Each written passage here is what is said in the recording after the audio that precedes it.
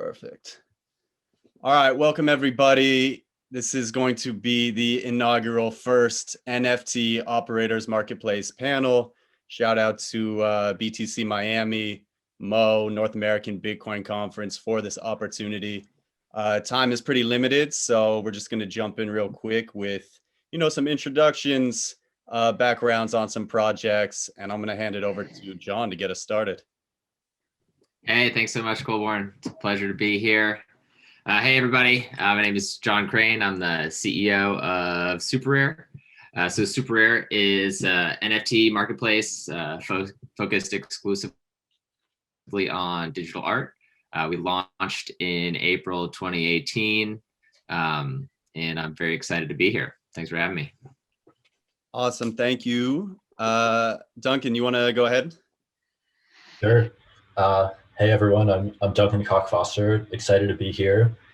I'm representing Niftygateway, which started out as a way to process payments for an NFT of any type, but has since transitioned into being an NFT art-focused platform with a special emphasis on bringing new people into the space and trying to make it accessible. Hence the name Niftygateway.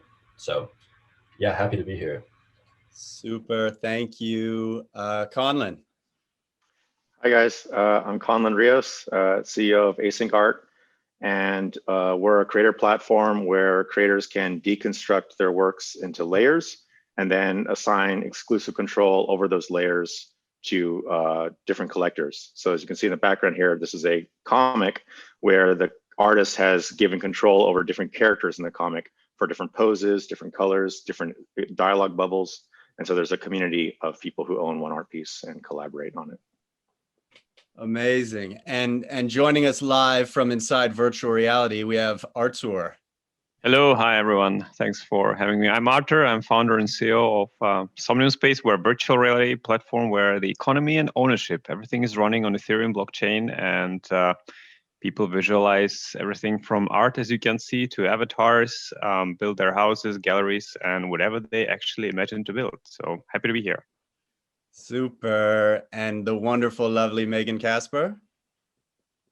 Hey guys, thank you so much, Colby, for putting this together. I'm Megan Kaspar. I'm co-founder of Magnetic. Magnetic is asset management. And we've also incubated Wax. So one of our portfolio companies, Opskins, saw a pretty interesting merge between crypto and digital items. Opskins was the largest secondary marketplace for in-game items and skins. And we saw the convergence coming in 2017. So we did an ICO around Wax. And today we have a marketplace built around NFTs. Super. So as everybody can see, we have like an awesome broad array of people.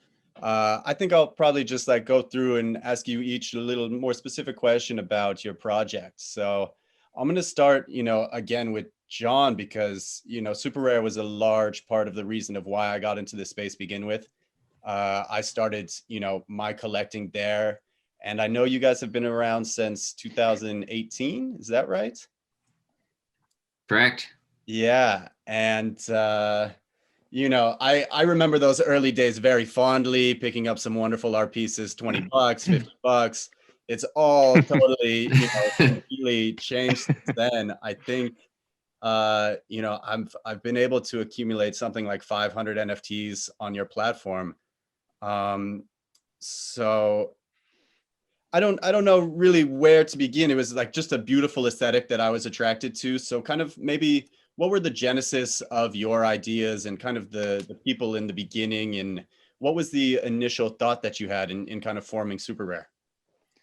Yeah, so I'd say it was kind of a confluence of a few things, but just for me personally, in college, I got super interested in processing and open frameworks as kind of creative coding languages. I was a big doodler, got into, I was when I learned you could doodle with code, I was like, wait, you can draw 1,000 circles in 1 second. This is amazing. And so had been following some of these, digital creatives for a while, and then was also interested in crypto. So I was working with Consensus and Bushwick for a couple of years, and just kind of thinking about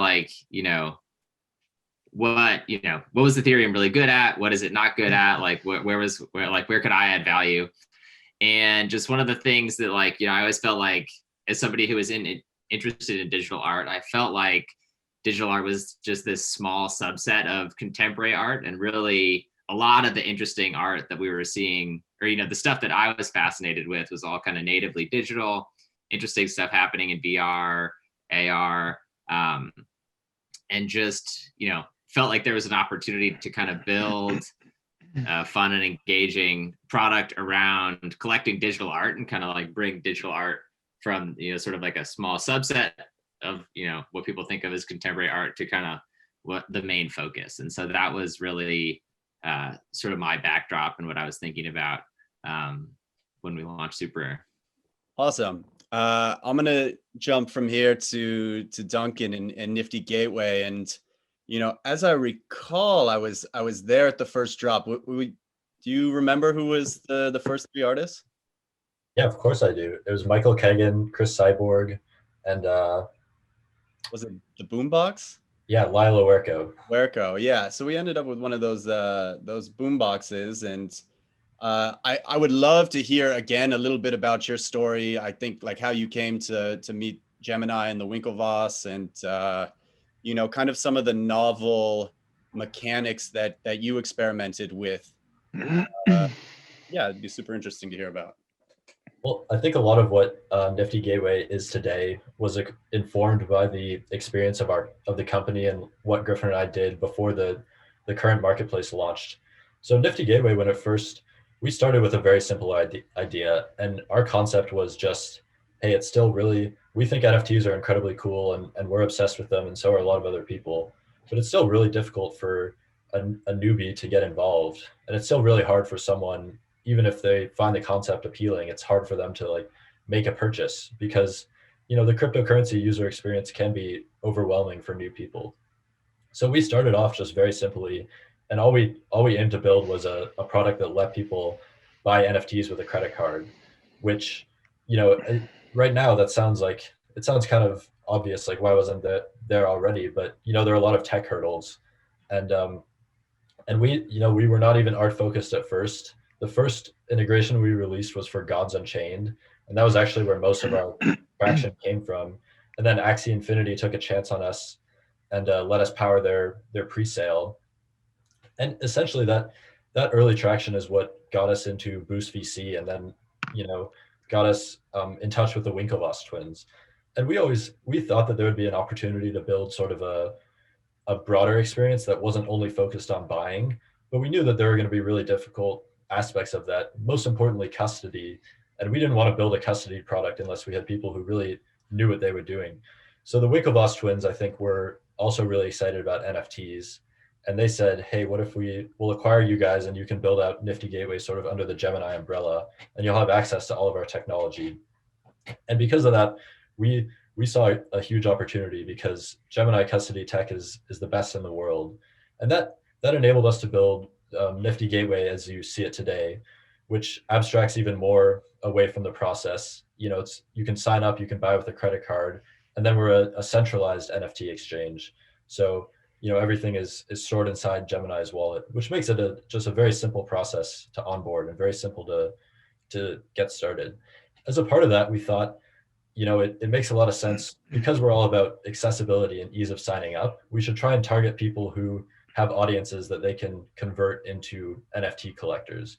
So we really tried to go out and pitch the concept to, artists who already had an audience, and maybe their audience was looking to collect their digital work, and NFTs were the first, or a great way to do that. Of course, it was very hard. I think now a lot more people are waking up to the potential, but back then pitching physical artists on NFTs was difficult, and they were very skeptical. And of course, there's still a lot of skepticism, but back then it was even worse. But a few of them really saw the potential and chose to take a chance on us. And Lyle, Michael Kagan, and Chris Cyborg were three of those people. And it's really cool, because they've gone on to have pretty good careers. I mean, Lyle has had a few more releases with us. Michael Kagan is coming back next month, so that's really exciting. And that's basically how we came around to the Niftygateway that we have right now. Awesome. Cool.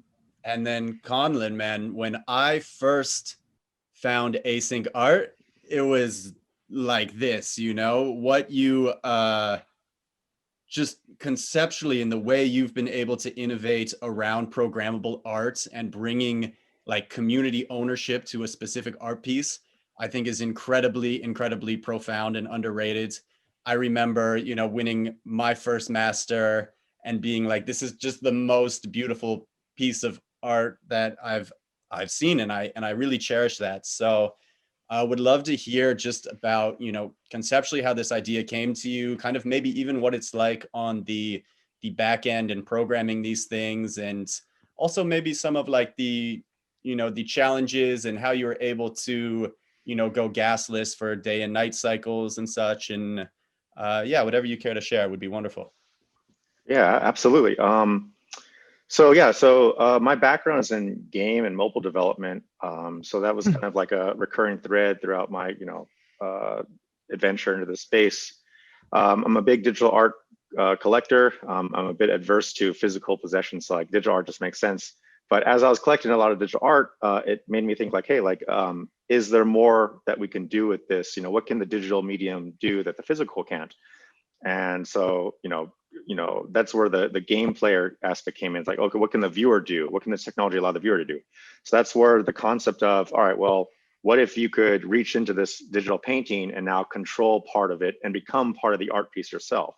So if a creator says, hey, I want to put, a character in the background, well, now that character can now be controlled by a collector, and now that collector is now part of the piece. And I think we see this as like a new art form. This is a new way to think about art. So like, rather than specifically position a character or a planet or in your background, you just put them there and now they're controlled by another human. And so that's kind of the first step into programmable art. And then, once you go from there, you start thinking like, okay, well now layers, they don't have to be controlled by humans. You could have a computer controlling that layer. So the computer could be moving that character around based off of a stock market price or based off of, sea level data. So it's just a new way to think about art. And then, achieving gaslessness and is basically another step past that where, well, okay, what are things that are constant? Well, time is constant. So now you have a layer that's controlled by a human. You can have a layer that's controlled by an AI. Or you can say, hey, this layer is going to be controlled by time, because time is uniform. So basically, say at this point in time, this layer will be controlled, at this position or this rotation or this color. So that's what we're looking at. We're looking at, what things are constant, and so there's like a canonical version of the art piece throughout time. So that's, it's a bit of a rabbit hole. Like you can tell, like just in a matter of a couple minutes, like there's already so many possibilities. And so that's why ultimately our long-term vision is this is a new art form, and let's get as many artists and creators as possible to use this and to see how far it can go. Yeah, wonderful. Thank you. And then Artur, you know how much I love Somnium Space. When I found Somnium Space and jumped inside VR for that first time, it was incredible. And a lot of the work that I've done has been in there. It just presents so beautifully. I know, right, you came from some Second Life roots, and would love to hear just more about what you were thinking and how this all came about and why you decided to create a VR forward world where the land and the assets and the art was all backed on chain. Right. Yeah. I've been in virtual worlds since 1999. My first game, which I vividly remember, which I played online with other people, was Ultima Online in 1999, like 1999, 2000. And that was the first experience where, it was an open world. It was 2D, but it was an open world, and it's a persistent world. You can run from one side to another. If you put a house in that world, it stays there and everybody else sees it. So an amazing concept by Richard Garriott in that time. And I spent lots of hours and days and weeks and even afraid to say years playing that game. And then came kind of like a successor, let's call it like this, even not a successor, like kind of a complementary product, which was a Second Life. And again, Second Life introduced something something novel where they had their own currency. It was centralized, of course. They had their own currency, and then people were buying land there and building stuff, and cities were formed. And and I was living in all of this stuff. I used to be a DJ inside those worlds, and ran some guilds and things like that. And of course, you read all the books and sci-fis, and you as the person, I was always dreaming to be on the other side of the monitor, literally, because especially in Second Life, when the 3D graphics came in, right? And you were seeing those early sunsets and things like that, and your character was sitting there. I was like always, literally, I was trying to put my face close to the monitor just to be more immersed, no joke. And that didn't work, obviously. But then early VR tech stuff didn't work out. But we always dreamed about these things, right? And then in 2016, when I am in Berlin, I had a chance to kind of force myself into the demo of early development kit of HTC Vive, and it was the first room scale VR in the world. And they were showing it to the press. I was no press, but I just said, I have to go there. And they said, understood. So they get me in for 10 minutes. I get the headset on. And the first moment, I've never forget that, the first moment when they told me, like, we'll give you controllers now. And I saw in VR controllers flying to me. And I didn't realize that those were physical controllers tracked by the tracking, right? And he said, okay, take it. And I was like, what? Take what? It's like, yeah, those things you see in front of you, take it. And when I touched those controllers and they were there, that when it clicked into my mind, and I said, oh my God, okay. And then I ran through the demos, were amazing. Of course, my brain was strict. I felt like I was there.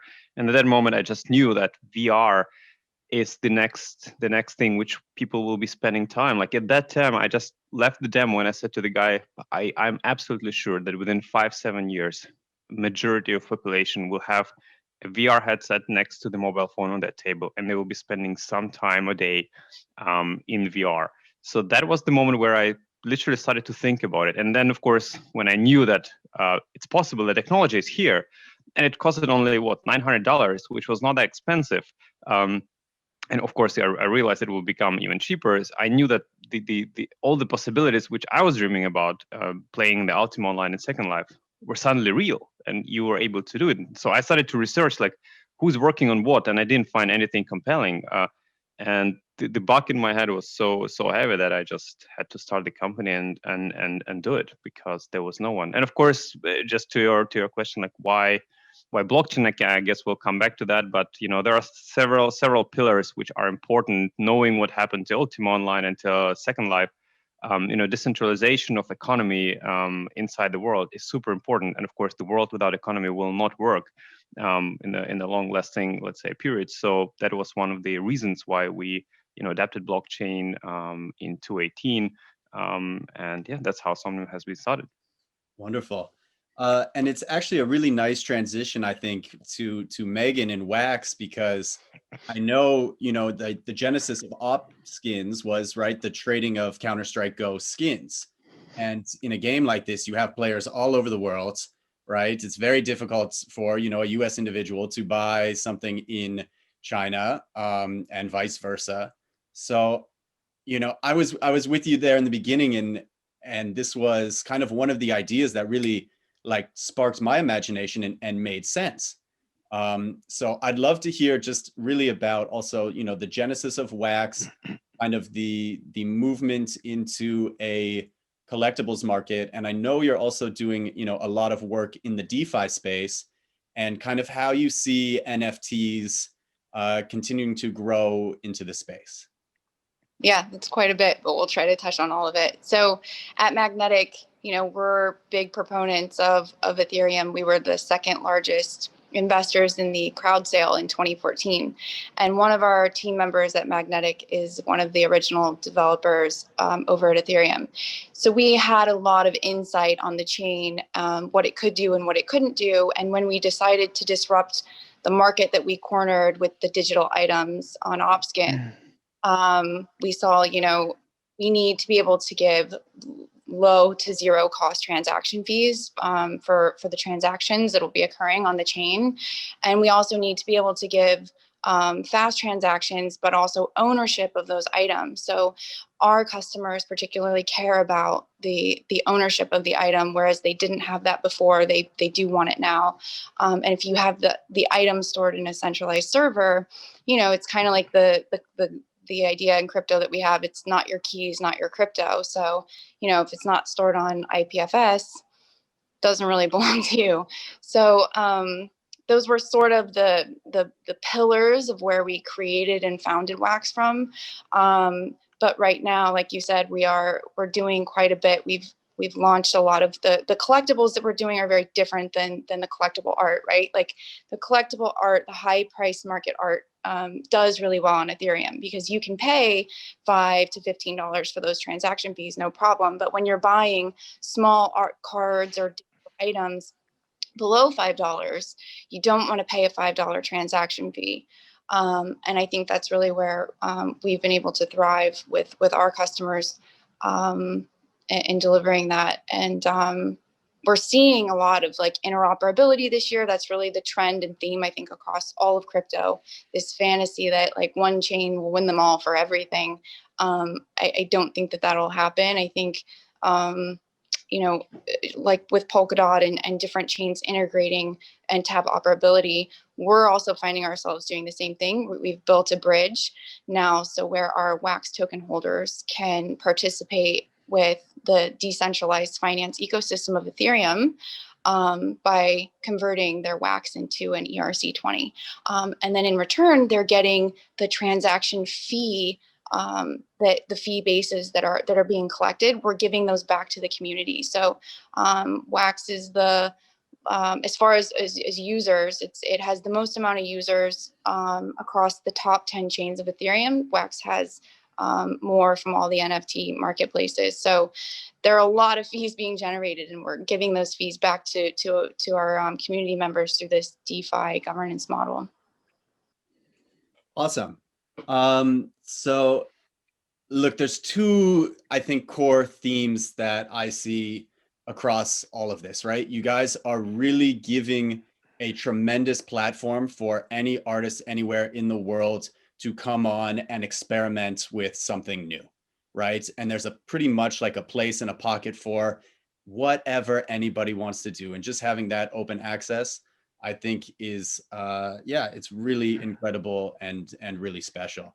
So I guess from here, let's talk about 2020. 2020 was just, it felt like this year. It felt totally exponential. John, would love to hear, you know, some of your favorite moments from 2020, kind of what you saw as defining. I think like for me, you know, the sale and purchase of that red pixel from Pack was kind of like, it felt like a trigger moment where suddenly everything changed. It kind of like kicked everybody out of a lull, but would love to just hear some of your highlights and the excitement that you saw. Yeah, you took the words right out of my mouth there for sure. I think that was just one where it was like, you know, I think it was one of the first really controversial sales, which I think is always exciting in art. You know, there's the people who love it, and then there's the naysayers, and I think it's just like, right, it's on the screen it kind of looks like a simple piece of art, but then there's really a ton of depth to it. And so I think that was really exciting to see.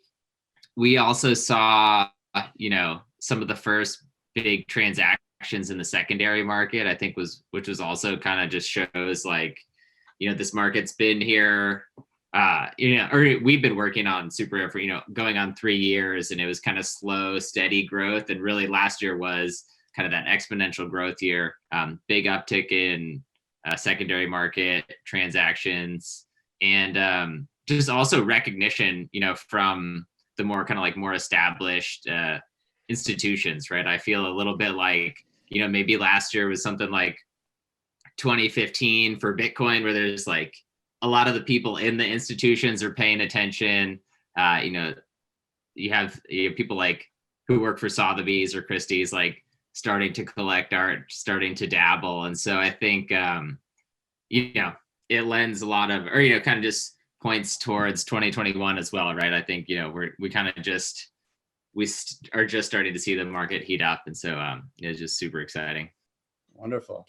And then Duncan, there's obviously two that really stand out in my mind for 2020. It's going to be, Picasso's bull, and then that monstrous Beeple sale. What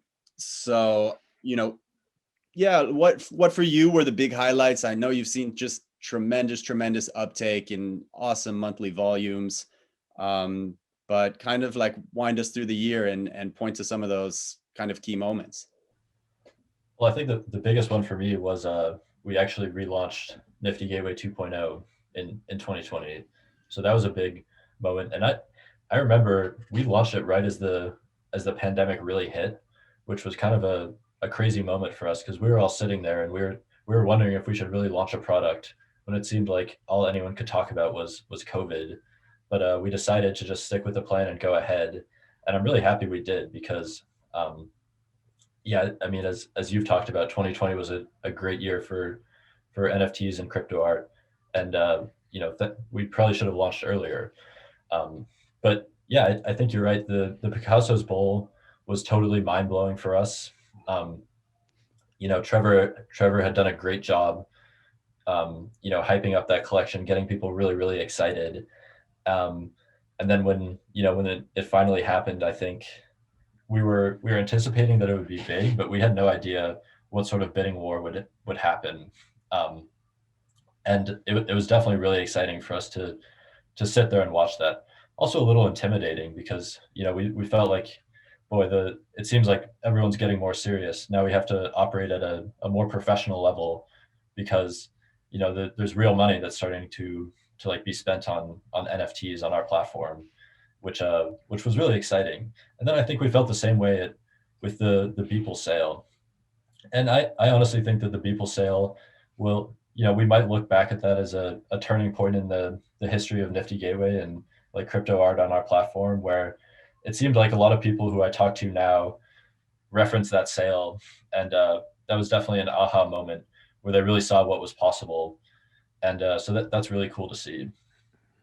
Awesome. Conlan, like for me, there's two big standouts. One, it was Mika Johnson's Sovereignty, right? Which is just like an incredible piece. The guy, awesome artist. The mission behind that piece is brilliant. And then ETH Boy as well was incredibly exciting. So kind of like wind us through, your year and kind of those standout moments for you, if you would. Yeah, absolutely.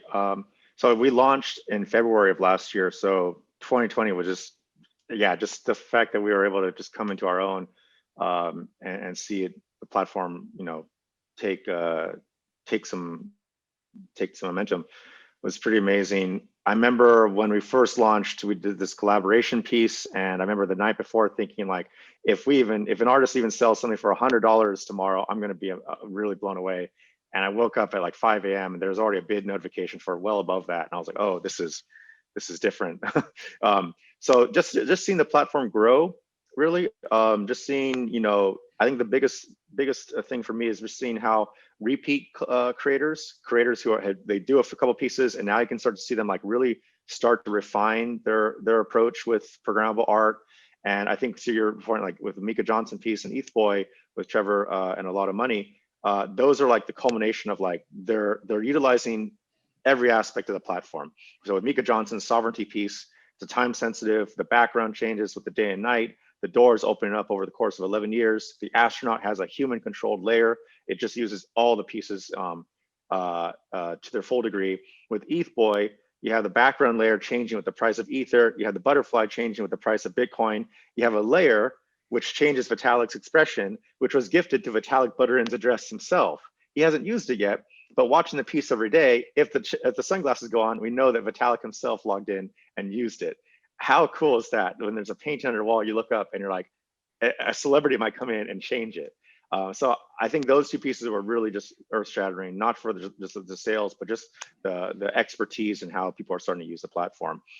So looking forward, I think I'm really excited to see people just continue to get inspired and grow from each other with the medium. Awesome. And then Artur, I remember, right? I think maybe we did the first 100 Ethereum land buy, Yeah. right? And Yeah, exactly. yeah, Exactly. and then it was like at a time when, the world was pretty empty and you'd be pretty hard pressed to find somebody. And, end of the year now, the world is just booming and you've added so much cool functionality. And it's just like every time I go into Somnium space, it's something new. And just personally, I thought, that Ferocious Party was a huge culmination event, right? You have this incredible art gallery opening, right? You have a nightclub setting. I remember sitting with Fiwo like on the Yeah. couch outside watching the sunrise. And then we went and played laser tag for like an hour and are shooting lasers at fireworks in the sky. It's so mind blowing. So what you've been able to accomplish this year is incredible. Please just tell me, what struck you. Yeah, 2020 was really the year. I mean, we've been preparing, of course, Somnium for a long time. The idea was, we wanted to show the product first and then reach out to people. So we've built, the first version of Somnium where we gathered our first community.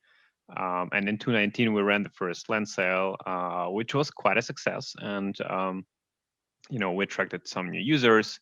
But then, of course, was this kind of like an empty space between the first land sale and until we were actually, launching all the functionality, especially the building functionality, allowing people to build in a persistent world.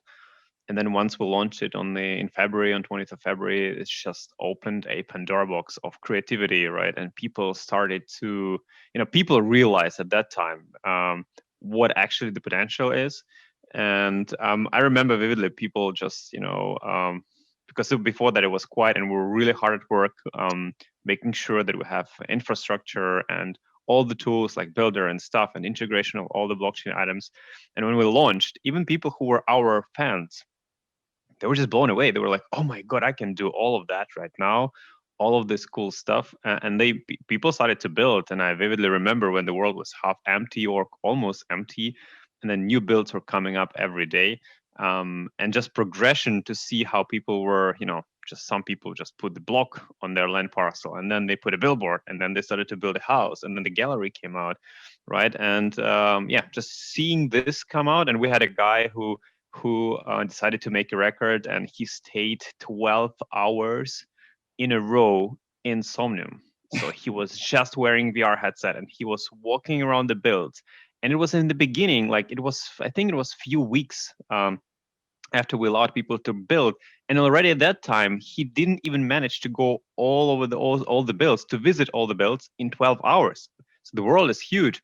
And now I cannot keep up. I just don't know. Like there's basically every hour, there's something new being built on land parcels, where I think we're approaching like 4 gigs of user generated content just in the land.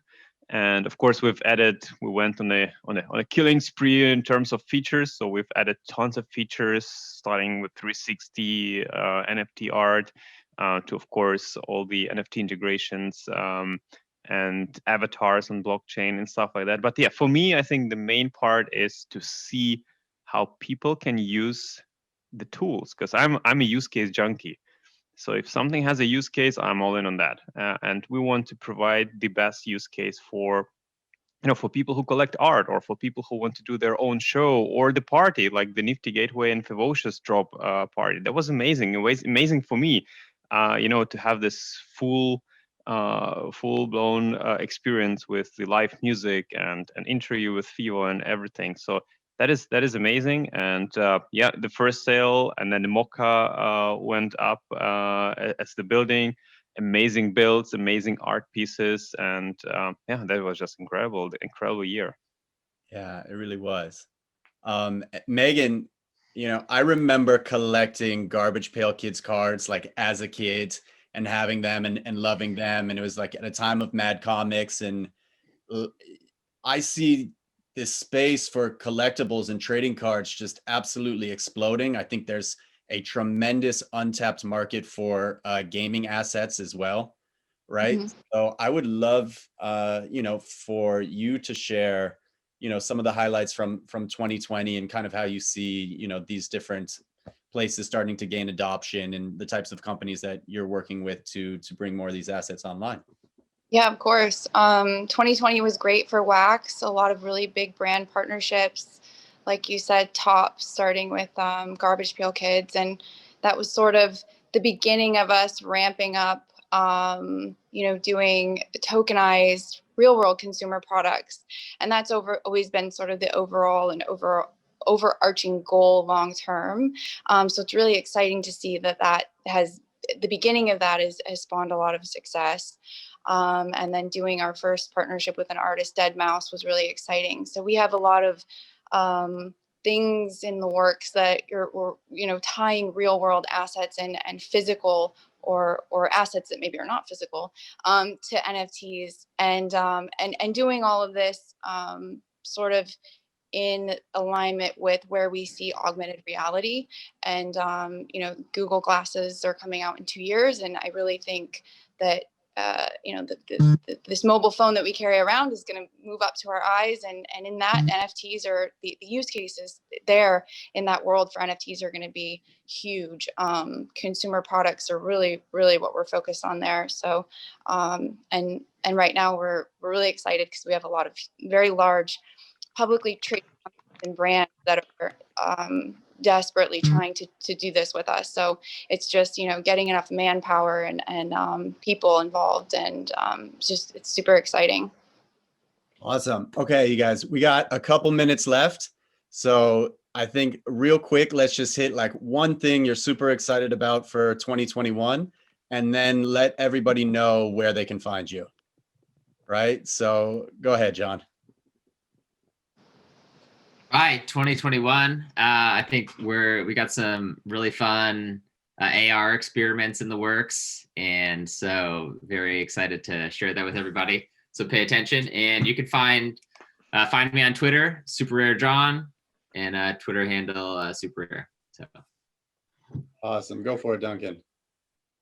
2021, we're working on a pretty big site redesign, which I'm really excited for. I think Niftygateway will be a lot prettier and more visually appealing. So keep an eye out for that.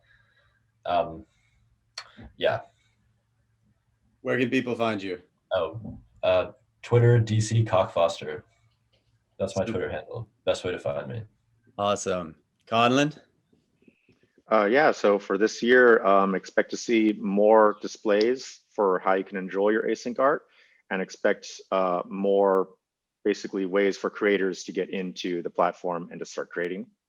The best way to follow us is on Twitter, async art, ASYNC art. And then of course, async.art is our website. Super. It looks like we lost Artur. Artur, I'm here. Do you hear me? Yeah, we can hear you. We can't see you. So send us out 2021 and where people can find you. Yeah, it's all about doubling down on the use cases. So virtual worlds, we just launched Somnium Web, so you can basically check every parcel on the web. We'll be dramatically improving that. Of course, Somnium worlds will allow absolutely new dimension in what people can build. So they'll be able to build their own experiences, private or public, and control that experience to a full extent. And of course, people can join at somniumspace.com or on our Discord and just, roam the world for free, meet people, look at the amazing creations, and just dive into a wonderful world of VR. Awesome. And Megan, please take us home.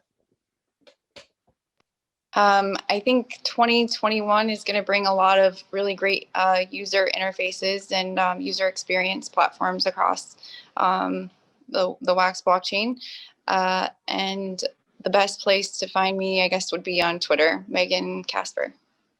Awesome. Okay. Thank you guys so much. I'm Colborn Bell. You can find me at Museum of Crypto or at Colborn Bell on Twitter. Big shout out BTC Miami, North American Bitcoin Conference. Thank you, Mo. And again, thank you all wonderful panelists. Please check out their companies. They're doing incredible stuff across the NFT space. Good stuff, you guys.